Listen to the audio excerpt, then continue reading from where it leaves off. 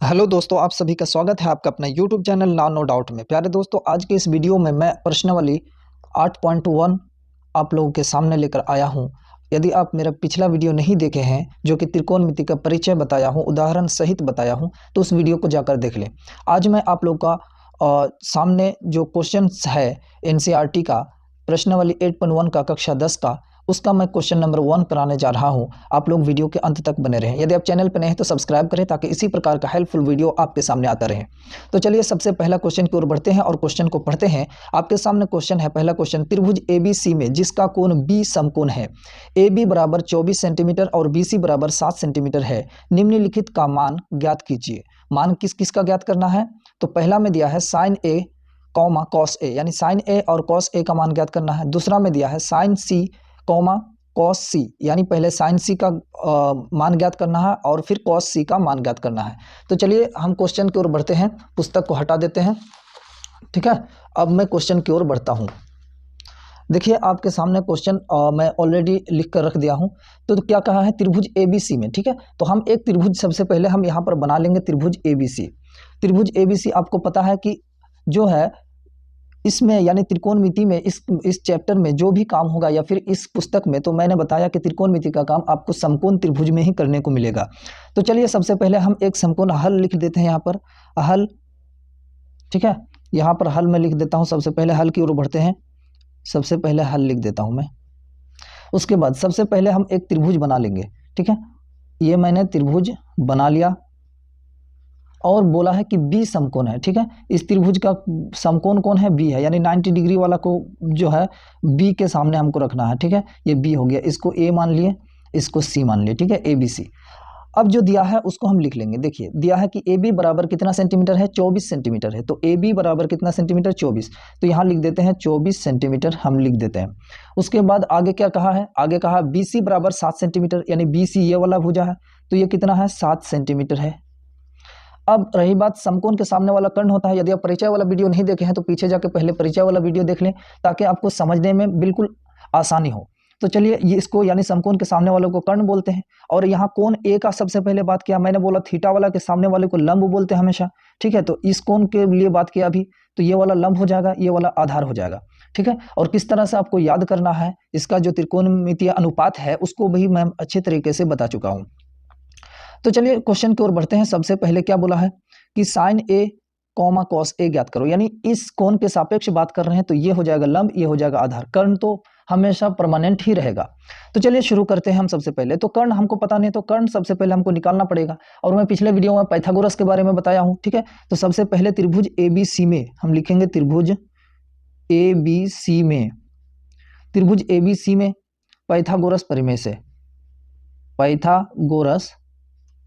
Pythagoras प्रमेय से सबसे पहले पाइथागोरस प्रमेय लगाएंगे और उसके बाद निकालेंगे।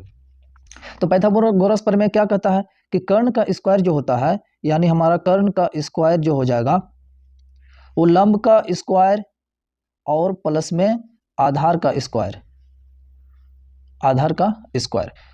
तो कर्ण तो हमको पता नहीं है, कर्ण तो हमको निकालना पड़ेगा। कर्ण का स्क्वायर बराबर लंब कितना दिया है? हमने बोला कि जिस कोण के सापेक्ष बात करेंगे वो वाला लंब होगा। तो हमारा लंब कितना है? BC है, ये हमारा लंब हो जाएगा। तो BC कितना है? 7 सेंटीमीटर दिया है, 7 का वर्ग। आधार की बारे में बात की जाए अगर, तो ये आधार हो जाएगा हमारा, यानी 24 का वर्ग हो जाएगा। ठीक है, यहाँ तक क्लियर है। अब कर्ण का स्क्वायर, कर्ण के जगह पर आप चाहें अगर तो AC लिख सकते हैं, है ना।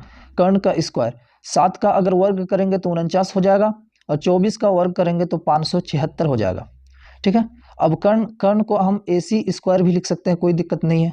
अब ये दोनों को अगर जोड़ेंगे हम तो कितना आ जाएगा? ये आ जाएगा 625 आ जाएगा। और स्क्वायर को उधर लेकर अगर जाएंगे हम तो वो रूट में बदल जाएगा। तो AC बराबर रूट अंडर 625। ठीक है, अब AC बराबर 625 का वर्ग 25, तो ये हमारा 25 सेंटीमीटर निकल गया। क्या चीज़? हमारा कर्ण, यानी 25 सेंटीमीटर हमारा कर्ण निकल के आ गया। अब बिल्कुल आसानी से पहला वाला की ओर बढ़ते हैं, पहला वाला हल करते हैं। तो पहला वाला में क्या पूछा? साइन ए और कॉस ए का वैल्यू पूछा है। तो साइन ए के बारे में हम बात करते हैं। तो साइन ए आपको त्रिकोणमितीय अनुपात आपको पता होगा, जो मैंने बताया था लाल कक्का है ना। ये 6 अनुपात होता है, 6 अनुपात को आपको अच्छी तरीके से याद रख लेना है। सबसे पहली बात तो ये है।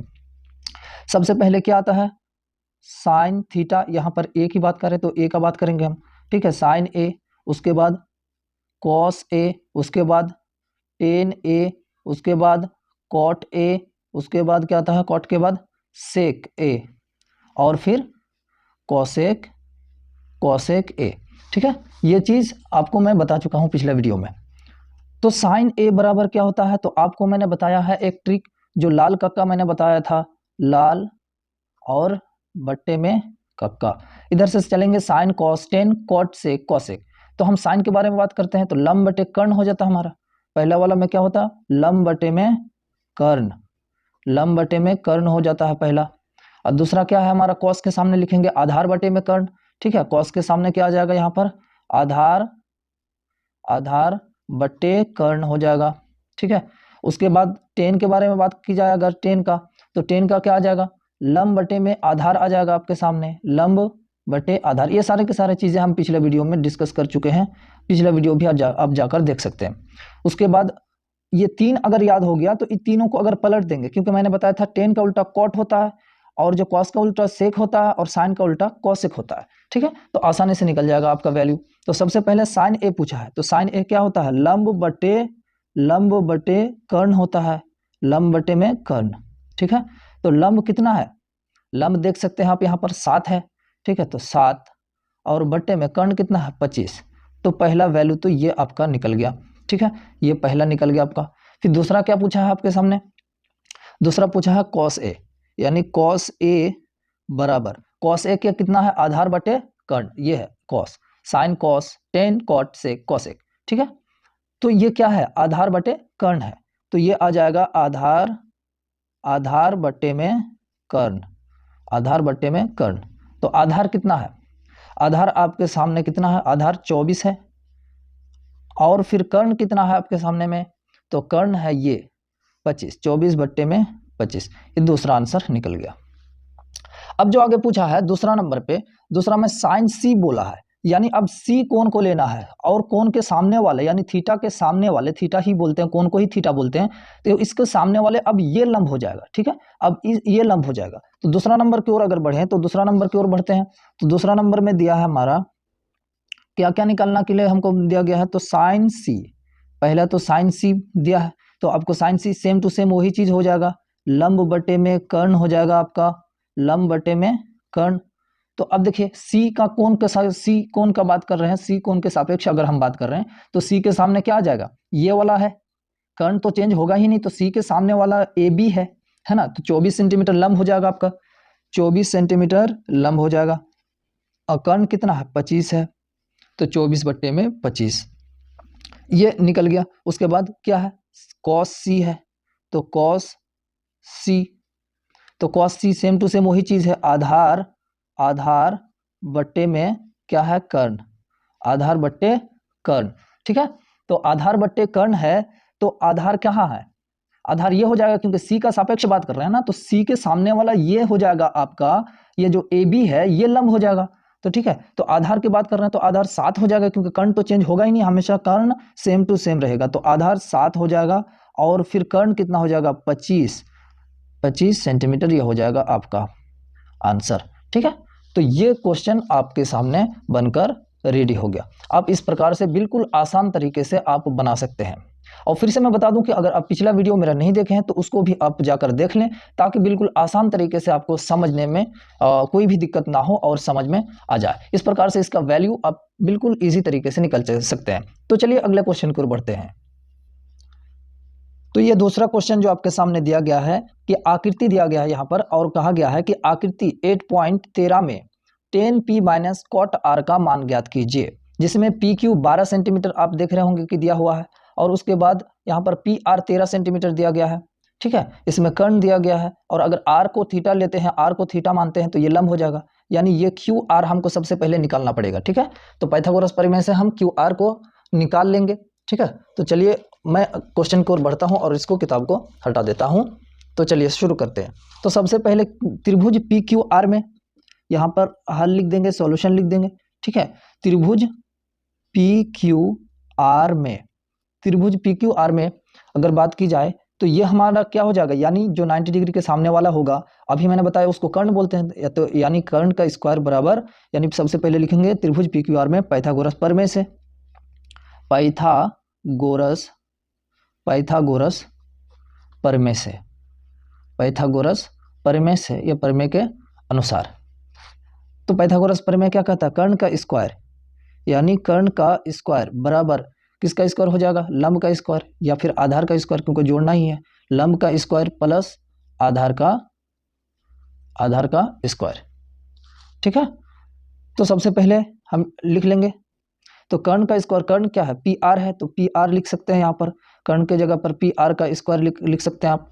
उसके बाद लंब इसको माने या सॉरी कर्ण का कर्ण तो दिया हुआ है पी आर, यानी ये आधार या लंब जो भी हो, यानी क्यू आर हमको निकालना पड़ेगा। ठीक है, तो और क्या क्या है, यानी पी क्यू है, पी आर तो हमने लिख लिया, पी क्यू है, पी क्यू का स्क्वायर प्लस क्यू आर का स्क्वायर। ठीक है, इतना चीज आपको समझ में आ रहा होगा। आगे चलते हैं, आगे जो हमको निकालने के लिए दिया गया है, तो यहां पर देखिए पी आर यानी कर्ण दिया हुआ है 13 का वर्ग हो जाएगा, और पी क्यू कितना दिया है, पी क्यू दे दिया है आपको 12 का वर्ग, और प्लस में क्यू आर तो आपको निकालना है, क्यू आर का स्क्वायर कर देंगे। ठीक है, अब 13 का वर्ग कितना होता है 169, माइनस में इसका वर्ग 12 का वर्ग कितना होता है, 12 का वर्ग कितना हो जाएगा, 12 का वर्ग हो जाएगा 144 हो जाएगा, और बराबर में क्या है क्यू आर का स्क्वायर। अब आगे निकालते हैं इसको। ठीक है, आगे अगर इसको निकालेंगे तो इसमें से यानी 169 में से अगर 144 घटाएंगे तो कितना बचेगा हमारा 25 बच जाएगा। ठीक है, 25 बच जाएगा बराबर क्यू आर का स्क्वायर। ठीक है, अब इसको हम क्या लिख सकते हैं, क्यू आर बराबर, ये इधर आएगा तो रूट में बदल जाएगा, √25। ठीक है, तो कितना आ जाएगा, क्यू आर बराबर आएगा हमारा 5 सेंटीमीटर। ठीक है, तो क्यू आर क्या निकल गया, 5 सेंटीमीटर क्यू आर आपके सामने निकल कर आ गया। तो चलिए, अब जो जो मान हमको यहाँ पर दिया गया है कि 10p माइनस कॉट आर, यानी एक बार p को लेना है और एक बार r को लेना है, क्या चीज, थीटा के रूप में यानी कोण के रूप में लेना है। तो सबसे पहले हम 10p की बात कर लेते हैं। आपको लाल कक्का पता होगा, अभी मैंने बताया। ठीक है, लाल कक्का अगर आपको नहीं पता है तो आप रफ में लिख लेंगे। ठीक है, लाल कक्का, तो साइन कॉस 10, यहाँ पर 10 है ना, तो 10p के p का सापेक्ष अगर बात करेंगे तो ये लंब हो जाएगा। ठीक है, तो सबसे पहले हम 10 के बारे में बात करेंगे, तो ये आ जाएगा अब 10p बराबर लंब बटे क्या है, आधार है। ठीक है, ये लंब हो जाएगा इसलिए कि इसका सापेक्ष बात कर रहे हैं, तो हमारा 10 हो जाएगा लंब बटे आधार, यहां पर लिख देंगे लंब बटे आधार, आपका लंब बटे आधार। अब लंब कितना है, तो लंब 5 है। ठीक है, ये 5 है, और बट्टे में अब ये तो कर्ण है, ये तो परमानेंट है, ये तो चेंज होने वाला नहीं है ना, तो जब ये लंब हो गया तो ये आधार हो जाएगा, ये 12 हो गया, 5/12। अब बात करते हैं किसका, कॉट आर का। ठीक है, तो कॉट आर का वैल्यू निकाल लेते हैं हम सबसे पहले। तो कॉट आर अगर निकालेंगे तो कॉट कहां पर आता है, कॉट 10 का जस्ट अपोजिट है, उल्टा है, यानी ये साइन कॉस 10 कॉट से कॉसेक, तो आधार बटे लंब, आधार बटे लंब यानी इसका उल्टा होता है, तो ये लिख देंगे आधार बट्टे में क्या चीज, लंब, आधार बट्टे लंब। तो इसी को जस्ट पलट देंगे, बस मान हमारा आ जाएगा। ठीक है, अब देखिए आधार, यहां पर अब जो बात कर रहे हैं आर का बात कर रहे हैं ना, तो आर का बात कर रहे हैं, इस कोण का बात कर रहे हैं, तो इसका सापेक्ष वाला ये वाला लंब हो जाएगा, और ये तो कर्ण है ही अपने जगह पर, ये आधार हो जाएगा। ठीक है, इसके सापेक्ष बात कर रहे हैं, जब इसका सापेक्ष बात कर रहे थे तो इस कोण को जब लिए थे तो इस कोण के सामने वाला लंब था, अब इस कोण का क्योंकि कॉट आर दिया है तो आर के सामने वाला ये वाला लंब हो जाएगा। ठीक है, और ये क्या हो जाएगा, आधार हो जाएगा, तो आधार बटे लंब, तो आधार ये है तो 5 आ जाएगा, 5, और बट्टे में लंब, लंब कितना है 12, तो 5/12। ठीक है, अब इसका मान हम निकाल लेंगे, तो 10 और कॉट का वैल्यू आपके सामने निकल कर आ गया है। अब उसी चीज को लिख देंगे कि 10a यहां पर लिख सकते हैं आप, मान जो है आप निकाल रहे हैं किस किस का, मान निकाल रहे हैं आप cot p minus 10p minus cot r। ठीक है, तो 10p का वैल्यू कितना आया है, 10p का वैल्यू ये ना है 5/12, माइनस है तो माइनस, कॉट आर कितना है 5/12। अब ये दोनों कितना हो जाएगा, ये तो माइनस माइनस, तो 0 आ गया आपका आंसर। ठीक है, ये फाइनल आंसर आपका क्या आ गया, 0 आ गया। तो इस प्रकार से आप बहुत ही इजी तरीके से इन सब क्वेश्चन को हल कर सकते हैं। और मैं आपसे फिर से अनुरोध करूंगा कि आप जाकर पिछले वीडियो को देख लें ताकि आपको समझने में कोई भी दिक्कत नहीं है। तो आज के वीडियो में बस इतना ही। अगर आपको वीडियो पसंद आया हो तो प्लीज़ मेरे चैनल को सब्सक्राइब करें and press the bell icon, like share करें ताकि आने वाला वीडियो का नोटिफिकेशन आपको सबसे पहले मिल सके।